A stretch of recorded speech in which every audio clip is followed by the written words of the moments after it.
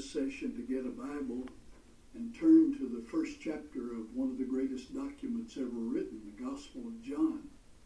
The Gospel of John shows Jesus from the inside out. The other Gospels basically show him from the outside in, but this shows him from the inside out. It shows him in his inner relationship with his Father, the abiding relationship, the man-faith relationship, though he was totally God, and relationship as a man with his Father, draining the character of God through his manhood. So this is a great gospel. We're going into the very first day of Jesus' recorded activities in calling his disciples. We're going to look at John chapter 1, verses 40 through 42. And I want to talk to you on the theme, when Jesus looks at you. How does Jesus look at you? What does he see when he looks at you? What is his motivation in seeing that way when he looks at you? These things are addressed in this passage rather subtly, rather strangely. It's the story of Jesus' approach to Andrew and John, and they follow him, and then Andrew goes and finds his brother. Let's read the account, beginning in John chapter 1, verse 40. It says, one of the two, now that's Andrew and John, one of the two who heard John the Baptist speak and followed Jesus was Andrew, Simon Peter's brother. He first found his own brother Simon and said unto him, we have found the Messiah, which is being interpreted the Christ. And he brought him to Jesus. And when Jesus beheld him, he said, you are Simon, the son of Jonah. You shall be called Cephas, which is by interpretation a stone. Perhaps the most beloved character of the entire New Testament, apart from Jesus himself, is this strange, baffling man named Simon Peter. Actually only called Simon when Jesus arrived on the scene. You see, for strange contradiction of personhood, for strange mixture of saint and sinner, the story of Simon Peter simply can't be topped. It can't be exceeded. And we're going to look at just a tiny suggestion of that story today. It's interesting to note the place that Andrew, his brother, exercised in the call of Simon. Andrew is the one who brought him to Jesus. In fact, Andrew is mentioned in action only 3 times in the entire New Testament. All 3 of the occasions are recorded in the Gospel of John. And here's the interesting point. On all 3 occasions, Andrew's doing exactly the same thing. He's always bringing somebody to Jesus. In this chapter, he brings his own brother. In John chapter 6, he brings the boy with 5 loaves and 2 fishes to provide the means out of his lunch for producing a miracle that would feed 5,000 people when the lunch was placed in the hands of Jesus.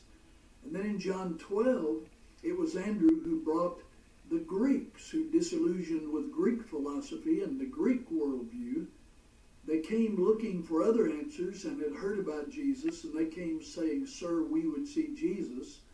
And they approached a man, a Jew with a Greek name, Philip.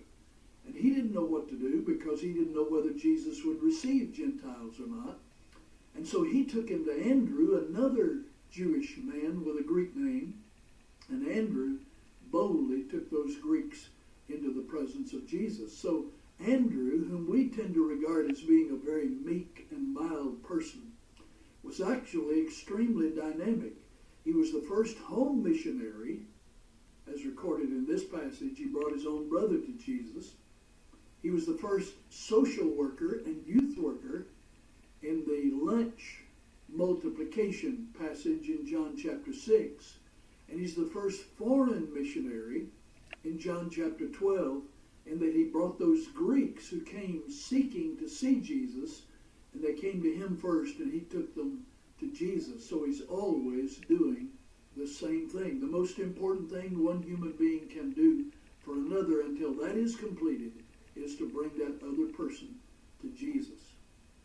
In this session, I want us to isolate our attention on one little verse.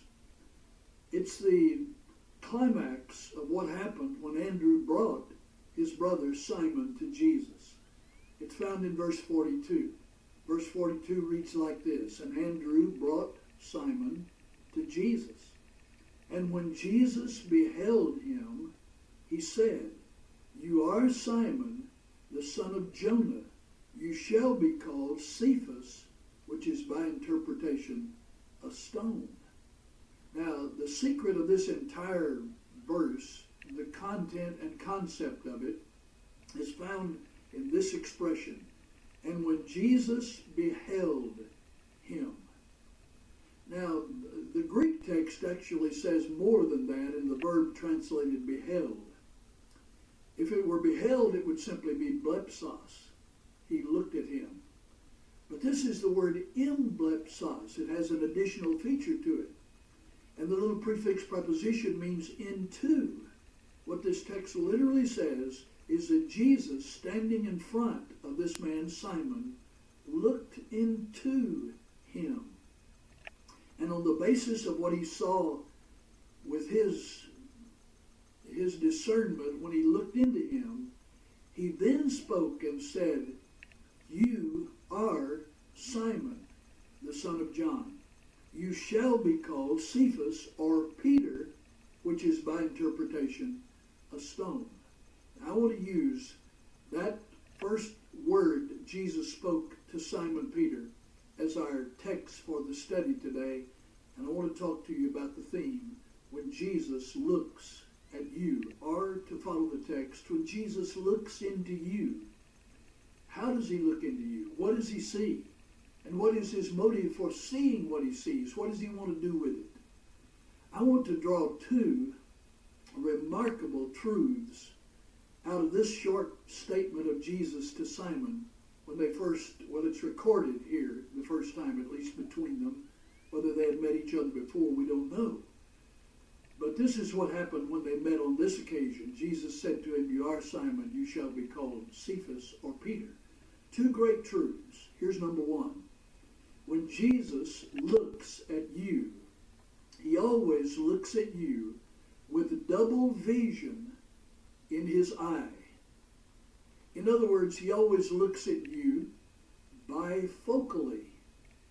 Now, if I were wearing my prescription glasses prescribed by an optometrist, I would be wearing bifocal lenses. In fact, when I went in and they fitted me with glasses, they gave me bifocal lenses.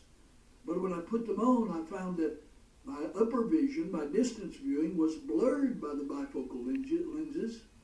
In other words, they did not only not help me, they hindered me in my upper vision. I have 20/20 distance viewing, 20/20 vision.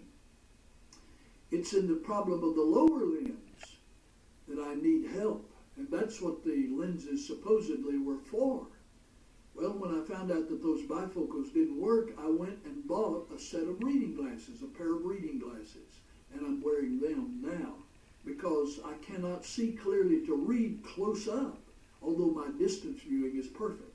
Now, here's what bifocal lenses are for. They have an upper lens that enables you to see clearly in distance viewing. And then they have a lower lens that enables you to see in the close-up viewing, such as reading, which is what I'm wearing these glasses for. When Jesus looks at a human being, he always looks at him bifocally. That is, he sees not just one person when he looks at any individual. Jesus actually sees two people. You see, when Jesus Christ is looking at you right now, he sees not just one person, he sees two people. When he looks into me right now, he doesn't see just one person, he sees two people. So who did he see? Whom did he see when he looked at this man and looked into him on the occasion of the writing of this text? Well, he saw two people. First, he saw Simon. And secondly, he saw Peter. He saw Simon as he was at the very moment he spoke to him. Now, I'm sure that what he saw was by no means pleasant. This was a strange, radical, excessive type of man. He's the man who would give rise to the saying, he cusses like a sailor. And that may be where that expression came from, because Simon was indeed a sailor, a fisherman. He was a man of very hot nature, a man of very independent personality and very undependable character. He was a man who was unreliable and untrustworthy. Couldn't trust himself, and nobody around him could trust him. He was seldom dependable as far as his word was concerned. Here's a good question. Do you think Simon liked himself when Jesus approached him that day? I seriously doubt it.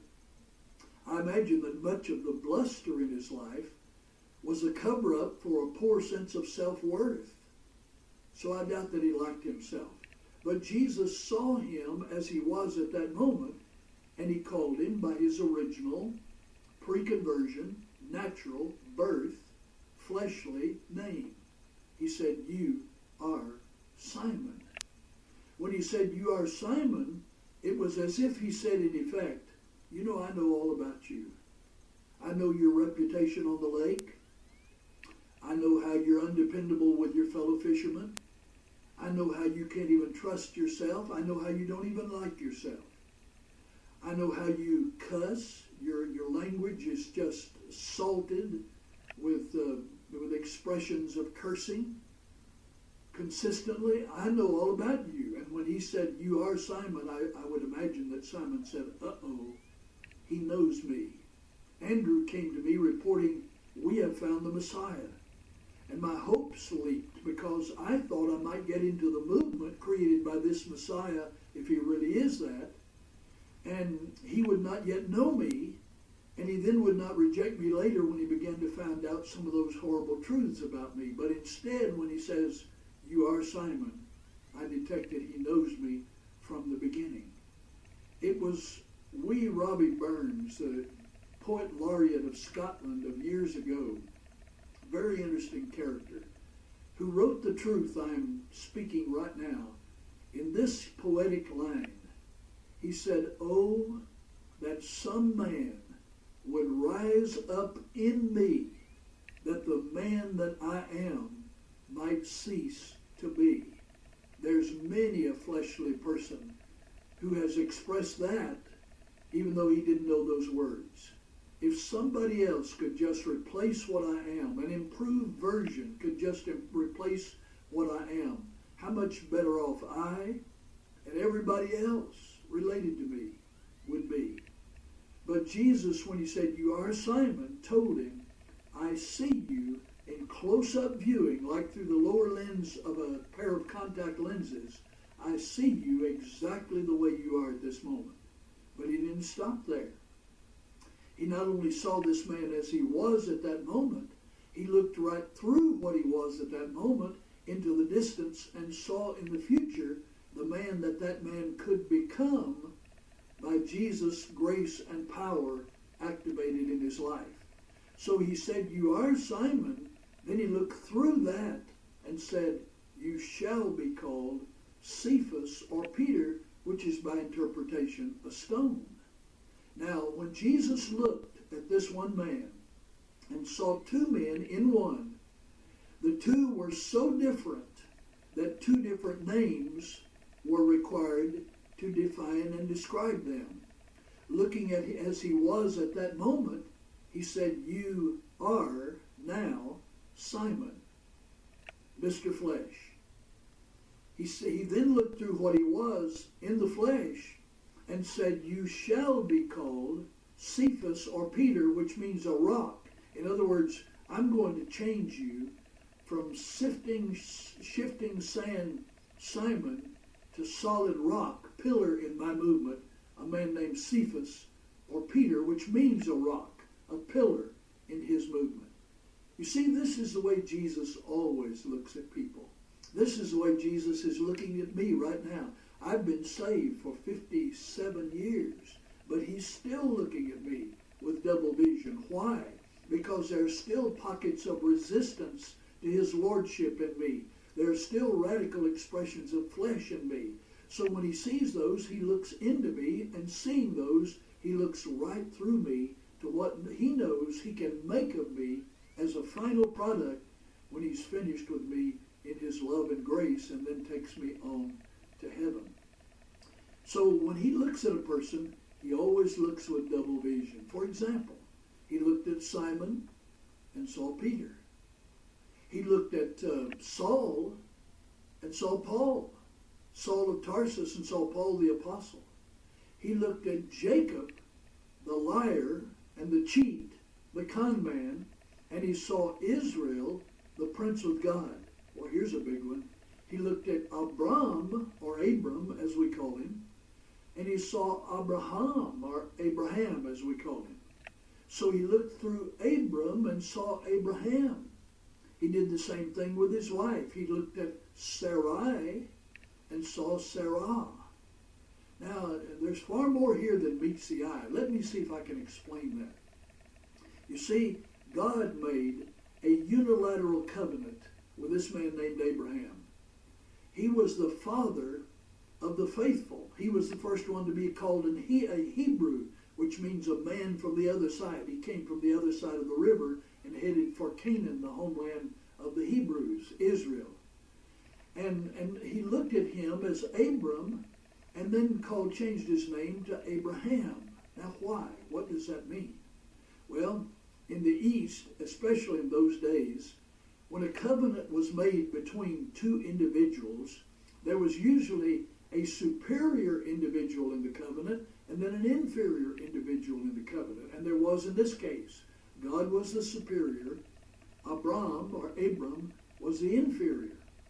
But when a unilateral covenant was made and sealed, then the dominant sound or letters in the name of the superior person were transferred also into the name of the inferior person. Now the name of God is Jehovah. Two sounds, one sound occurs twice, and it is a dominant sound. Or Yahweh. You hear that sound? They're H letters in English, but they're hard guttural breathing sounds in Hebrew, like Yahweh or Jehovah. And it occurs twice.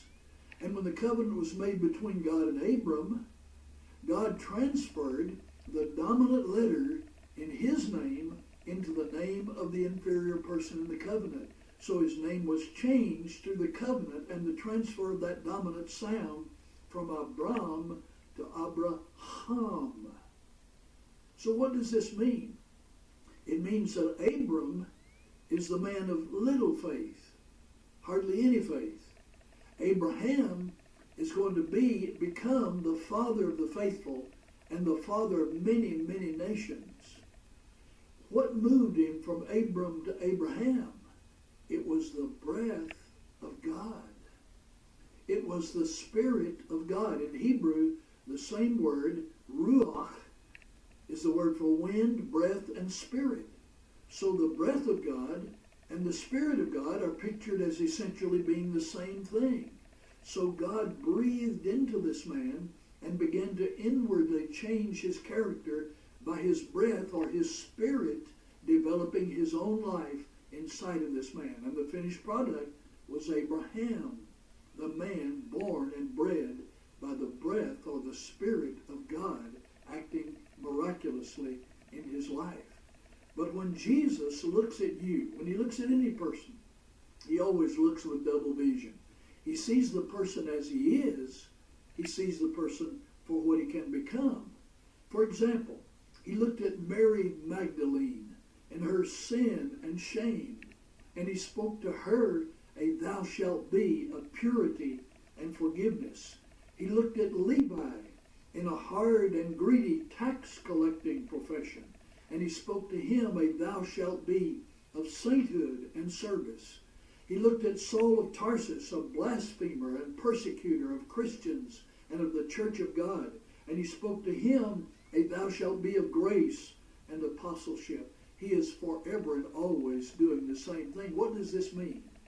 When he looks at you, dear friend, He sees the actual you of this moment, and he sees the possible you that he can make out of you.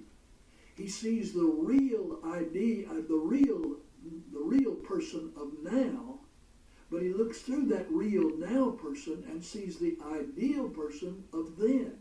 That is what he can make of him. In other words, he looks at what is in you right now, and he looks through what is to see what could be. And this is the great story of his redemption.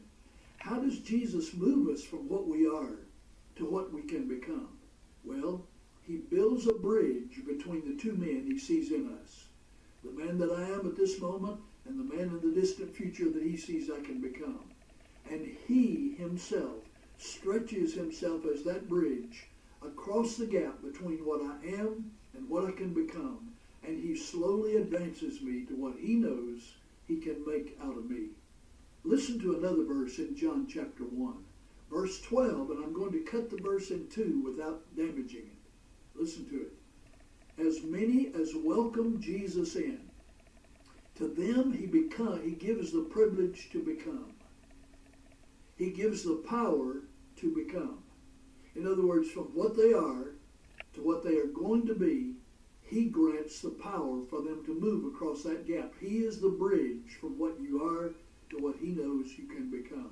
But when he looks at you, he always looks at you with double vision, or with a double optic, bifocally, in his eye. It was Bernard Clausen, the Lutheran pastor up in the upper Midwest of the United States, who said, the greatest need of today's church is the production of bifocal souls. People in the church who see like Jesus sees, because they have learned this lesson of his double vision. And what it means to be Christ-like is that I become like him in every facet I see exposed of him. And when I see him practicing double vision, I know that I too am to never meet a person without practicing double vision. He always looks at you with a double vision in his eyes. Here's the second truth, the other truth. Not only does Jesus look at you with bifocal vision, with double vision in his eye, but he also looks at you with a definite vocation in his mind. In other words, he didn't just look at this man and say, I'm going to change you. See, he had a consequence in mind for this change. He had a purpose for the perception that he engaged when he looked into this man. He didn't want him simply to become Peter, a pillar with no purpose. He had a given purpose in mind. In fact, he had several purposes in mind. And when you see the purposes he had in mind for this man in this text, you see exactly the purposes he has in mind for me, for you, and for every person that he looks at. Let me mention three of those purposes. First of all, he had a definite vocation in mind for Simon Peter's maturing. That's a key word, for his maturing. He had something in mind for the maturing of the man. See, Jesus is very, very interested in the steady, ongoing, unstopping, unceasing maturing of every saved person as long as he's in this world. Because the maximum product he desires out of you depends on your more and more maturing. If you're less mature, if you're immature, he will get very little out of you. If you're mature midway, he will get a halfway product out of you. If you are maturing steadily, he can reach toward the productivity he really wanted when he saved you. See, this is the way he operates. He operates looking for a certain thing as the result of what he puts into you. I copied down this morning, I printed out on my computer, about 3 quotes. I want to read them to you. The first is a quote from Andrew Carnegie. He once wrote these words: men are developed exactly the same way gold is mined. When gold is mined, several tons of dirt must be moved to get 1 ounce of gold. But a person doesn't go into the mine looking for dirt and rock. He goes in looking for gold. And the gold is in the dirt to begin with only because of a long process of heat and pressure. Such processes are also present in emerging the potential person who hides inside of each Christian. End of quote. What a statement that is. Listen to a second one.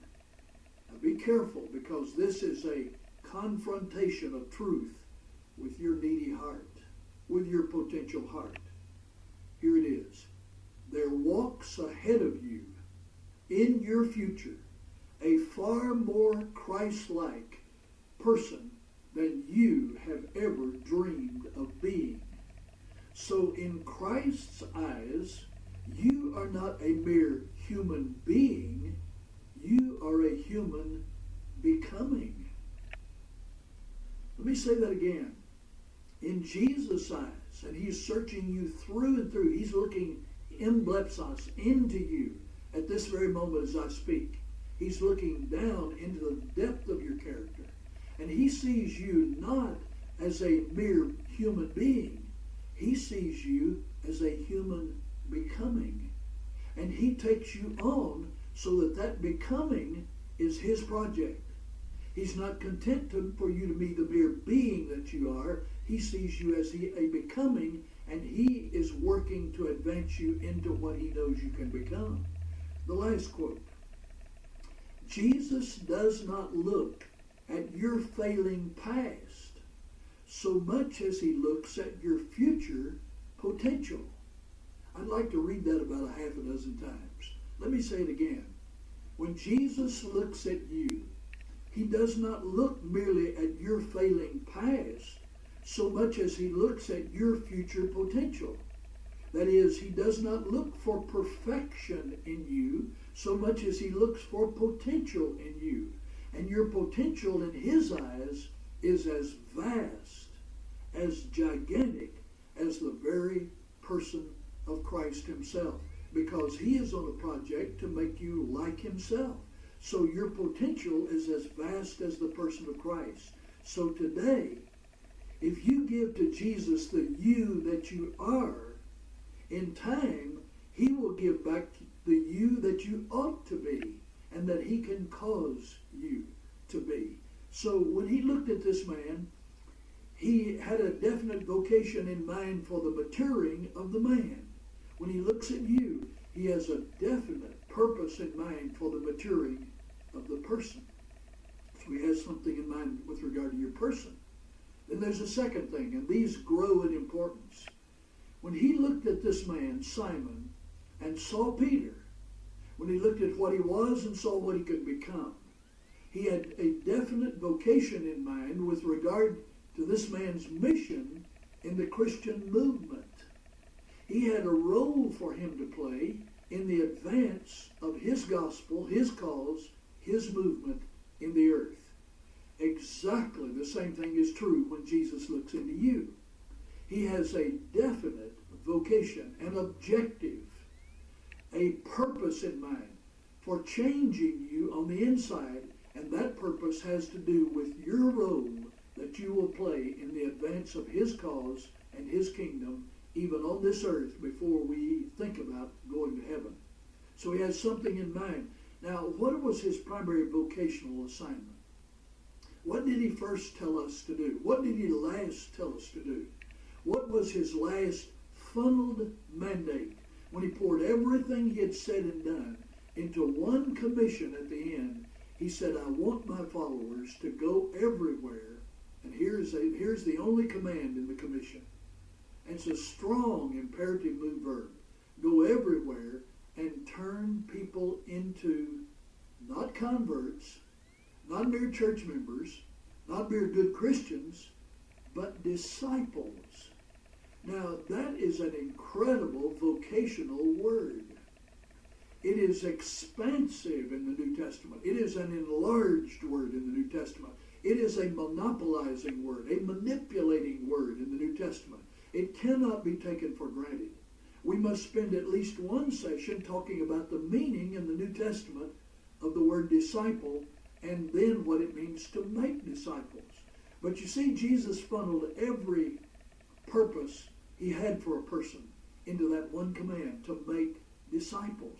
When you talk about the mission of Simon Peter, he made him the kind of disciple who would, here's his mission for him, who would become the preacher of the day of Pentecost, who would become one of the two foremost apostolic leaders of the early church, Paul being the apostle to the Gentiles and Peter being the apostle to the Jews. And then he had in mind for him the writing of two of the greatest documents ever written, the two little letters in the New Testament that bear his name, 1 Peter and 2 Peter. So he had something in mind with his ministry at Pentecost. He would preach the sermon, and over 3,000 people on a tidal wave of Holy Spirit anointing upon that sermon would come to know Christ. He would appoint him for apostolic position at the headwaters of gospel advance. And then he would put in his hand a pen and ask him to write the two documents that we still read today for great advance in the cause of Christ. He has something in mind like that for you. When he looks at you, he has a definite vocation, a gigantic vocation in mind for your mission in the Christian movement. But that's not all. There's a third thing which I mentioned finally. Jesus, when he looked at this man, Simon, and saw Peter, not only had something in mind with regard to his person and his purpose, he had something in mind with regard to his limitless productivity. That is, he had something in mind for his multiplication, the multiplication of the man and of Christ through the man in making disciples. In the command he gave to go everywhere and turn people into disciples, he was saying, in effect, to Simon Peter and the others who heard him, I want you now and to go, I want you to go and make out of other people what I have made out of you. I want you to replicate the process I have used with you in building others, and thus I want you to produce others, and I want them to be so produced that like you will multiply, you will build multiplication concepts into them, and we will have an ever-enlarging multiplication movement to the ends of the earth and until the end of time. Now, I must sadly confess, something has broken down in our fulfilling of that command. One perceptive author said, the church of today has categorically abandoned Jesus Christ in the disciple-making process that he put at the heart of his Great Commission. Now that man was exactly right. You see, you cannot make disciples merely by teaching a Sunday school class or, quote, building a church or preaching sermons. Now remember, I'm a 56-year preacher of the gospel. I know about preaching. I love preaching. I have seen incredible productivity come from preaching. But I must confess to you that I have never seen the Jesus standardized disciple that is mandated in the New Testament emerge out of any or all of these things put together. It can only be done the way Jesus did, by close-up, hands-on, attentive, responsible, accountable disciple-making, where a person who knows his way in the process transfers everything he knows close up with accountability and responsibility to another person, where he doesn't just blanket an audience with truth and then let them go their way hoping it will work in somebody. Oh no, that's hit and miss venture, some Christianity. That will never produce the disciples of the New Testament. So when he addressed this man, looking at him for what he was at the moment, looking through that to what he could become, he had something in mind for the multiplication of this man in the Christian movement. So that raises a question. When multiplication comes by making disciples, and the mandate is to go everywhere and turn people not into converts, not into good Christians, not into good church members. All of those things are important, but that's not what that command is about. It is much bigger than any of those or all of them put together.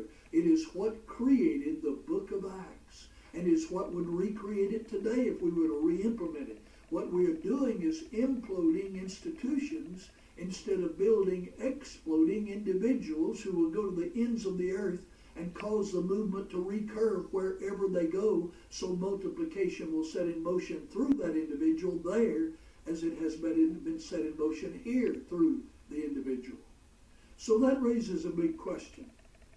See, the word turn people into disciples. In the Greek text, that's all one word. It's the word mathetusete. It's the root form from which we get our English word mathematics. And in the New Testament, there is a given mathematical standard and strategy for gospel advance. It is called multiplication. It was a great scientific leader of the West Coast from UCLA University, Daniel Mazia, professor of science, biology at UCLA, who said, a species that does not multiply will die. If Christianity does not return to the multiplication standard that Jesus set in motion by model and by mandate, it will become an increasingly reducing island of saved humanity in a vast ocean of lost humanity.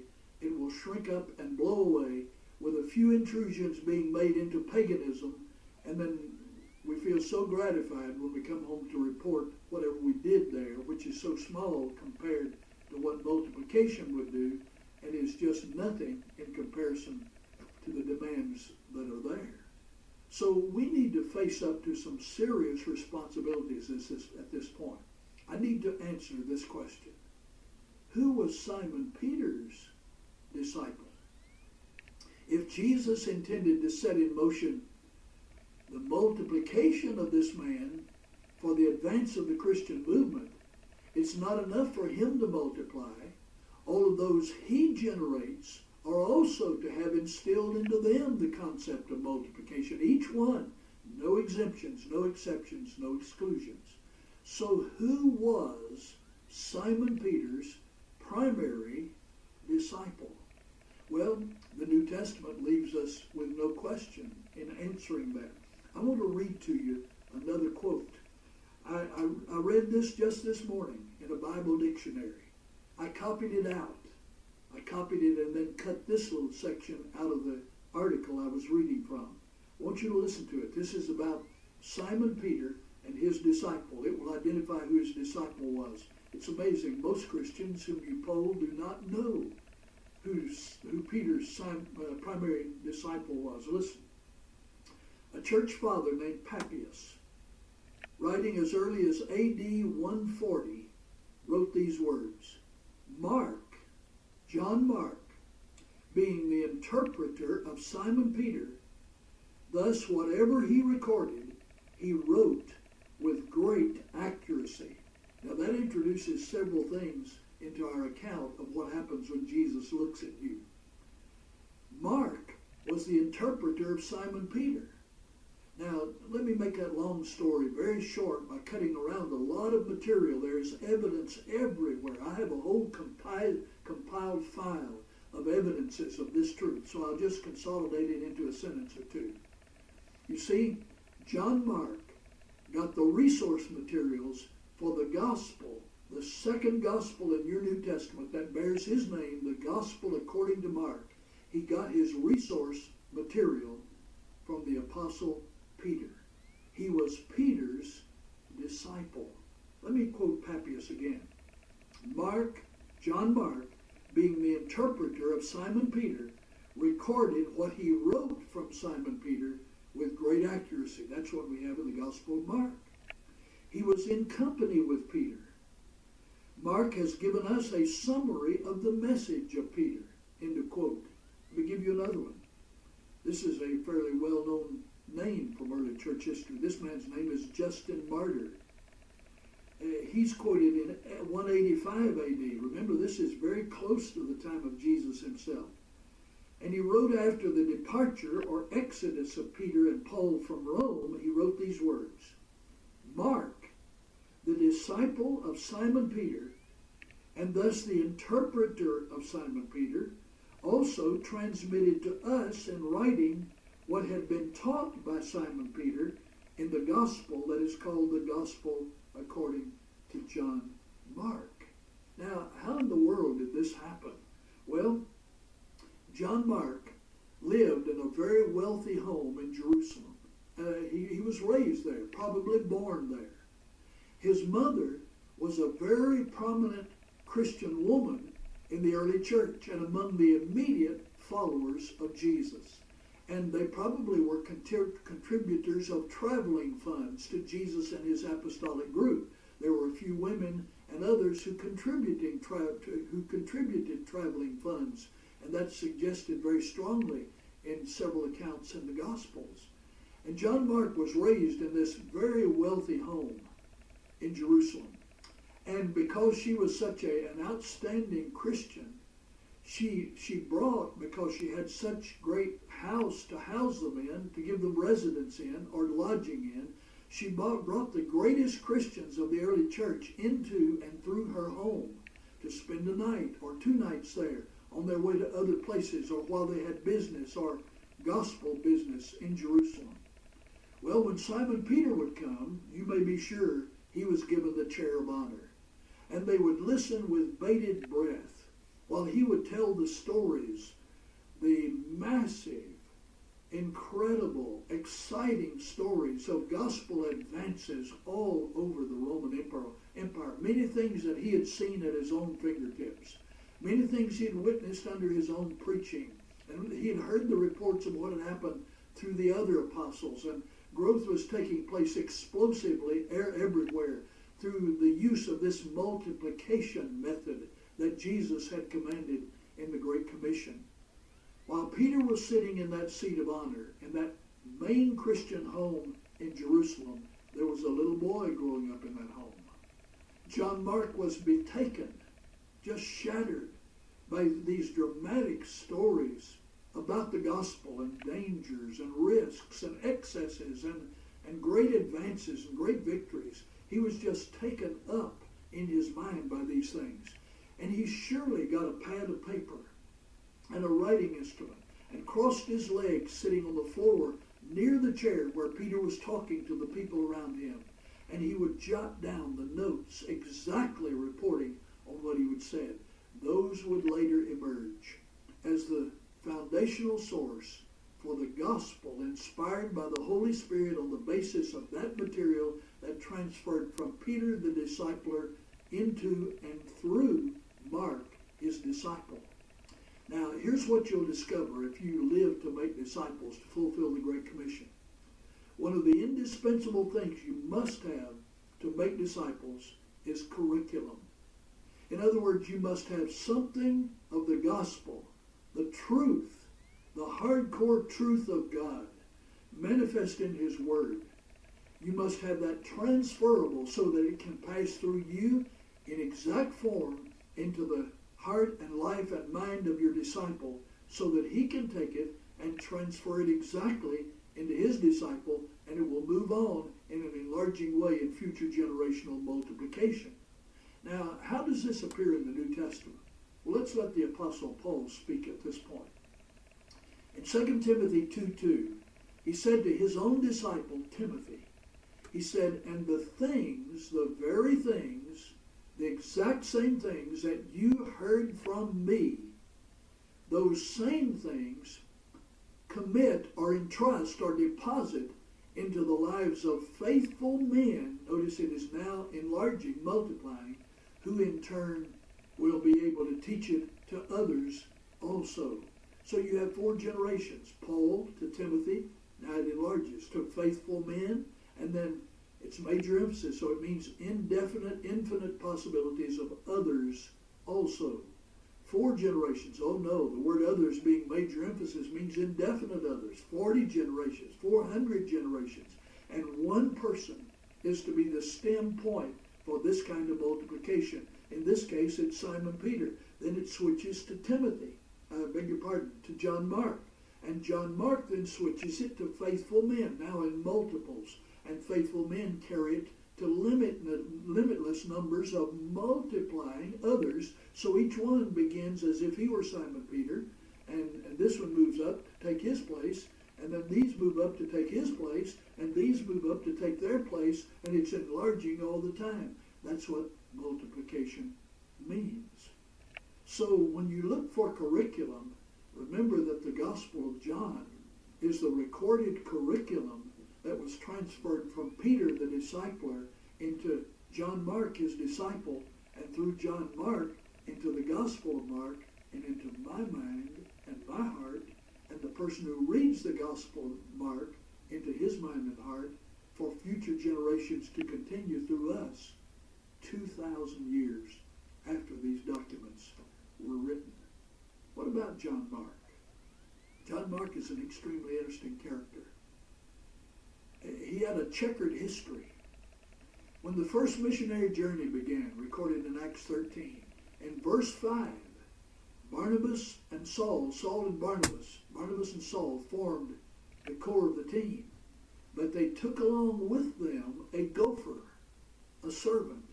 It says they took John Mark with them as their, now my King James Bible says servant, but that's not what that word actually means.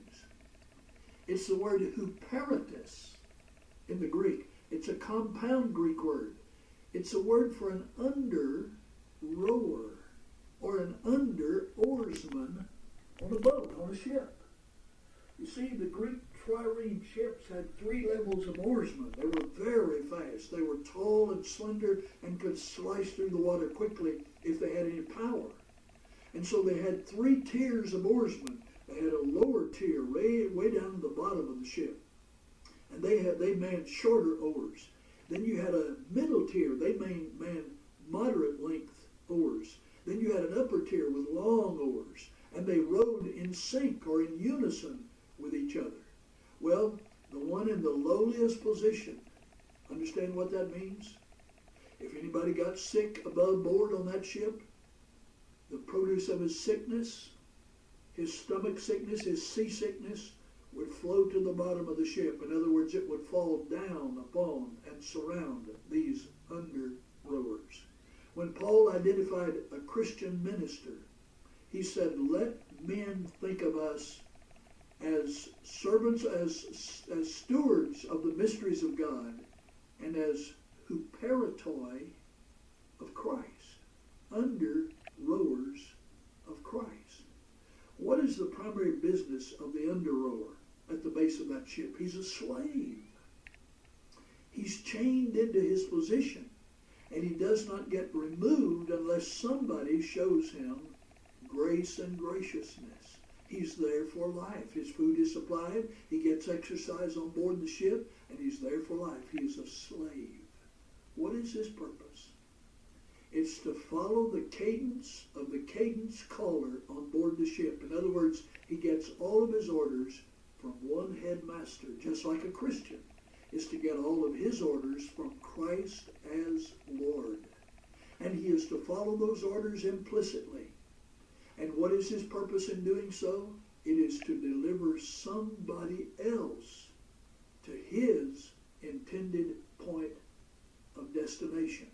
You see, dear friend, a Christian is a person who has long since stopped living for himself and is now burying himself in his disciple and reliving through him and advancing the cause of Christ by a bursting multiplication at the fingertips of his disciple. While he's discipling this one, he will be discipling another and another and another. And each one of them is to have that kind of multiplication. And this is what filled the world in the book of Acts. And this is the reason it is becoming increasingly empty today, because of an enlarging population explosion and slower pace of Christian movement in the earth.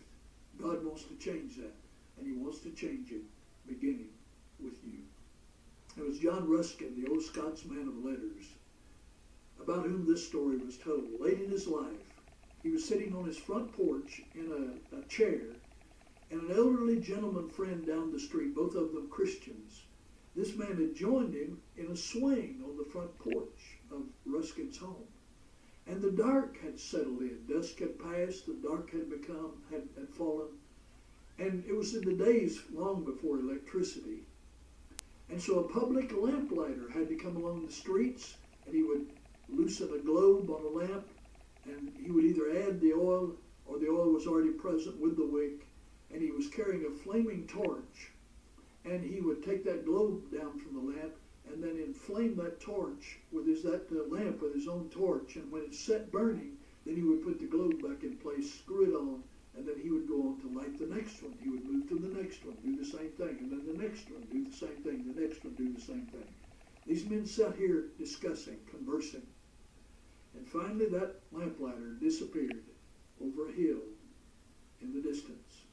And when he did, Ruskin said to his friend, "My brother, what we have just seen right before our eyes is a well-nigh perfect illustration of a true Christian."